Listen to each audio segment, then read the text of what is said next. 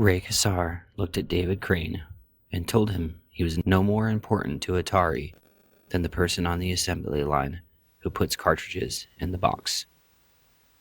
That was May 1979. 4 programmers had just handed Atari's president a memo proving they were personally responsible for 60% of $100 million in cartridge sales, and Atari's answer was to compare them to factory labor. 5 months later, those 4 men didn't have jobs anymore. They had something else instead. The first company in the history of video games built entirely on the idea that the person who makes the game should get credit for it. Another empire, another case. Here's what really happened.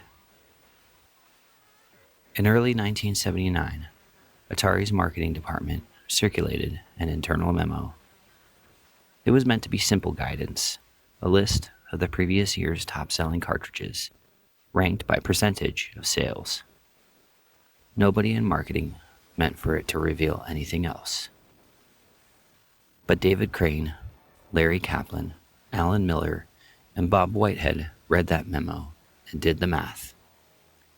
4 programmers out of a development staff of roughly 30 had generated over 60% of Atari's cartridge revenue that year.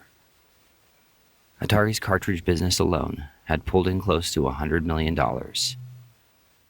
These 4 men were making $20,000 to $30,000 a year, which means they weren't being paid like the person responsible for a $100 million product line. They were being paid like replaceable staff. Alan Miller had already tried the polite route. He studied how the recording industry paid musicians and drafted a proposal. Credit on the box, royalties on sales, treatment as creative authors instead of anonymous labor. In May 1979, the group brought that proposal to Atari's president, Ray Kassar. Kassar's answer to that proposal is the reason an entire industry exists the way it does today, and it took him 1 sentence to say it. "You are no more important to Atari," Ray Kassar told them, "than the person on the assembly line who puts them together." That was the whole answer. By August 1979, Crane and Miller were gone. Whitehead followed. Kaplan's exit was messier. He quit Atari the same year, but didn't formally commit to what came next until months later. What came next was built out of David Crane's apartment, with an attorney's recommendation, leading them to a 5th person, Jim Levy, a former music industry executive who was trying to raise money for a software company of his own. The 4 programmers met Levy at a barbecue. It's not a metaphor. It's where Activision was decided. Levy's music background wasn't incidental. It was the entire business model. Musicians got credit on album covers and royalties on sales. Levy proposed doing the same thing for programmers, something no console maker had ever considered doing. Activision was legally formed on October 1st, 1979. Atari had no idea what they had just created. The 4 people they treated like assembly line workers were about to build the first company in gaming history where the workers got the byline. Activision's first 4 games, Dragster, Fishing Derby, Checkers, and Boxing, shipped in July 1980. Each one credited its designer by name. Inside the box, something Atari never did. Atari noticed immediately. Atari's next move wasn't a counteroffer. It was a lawsuit. Atari accused Activision of trade secret theft and violating agreements the 4 had signed as Atari employees, arguing the entire company was legally poisoned fruit from people who'd taken Atari's know-how out the door with them. Here's the detail that matters and gets flattened in most retellings. Crane, Miller, Whitehead, and Kaplan didn't smuggle out blueprints. They'd already understood the 2600's hardware because they'd built games on it, on staff, for years.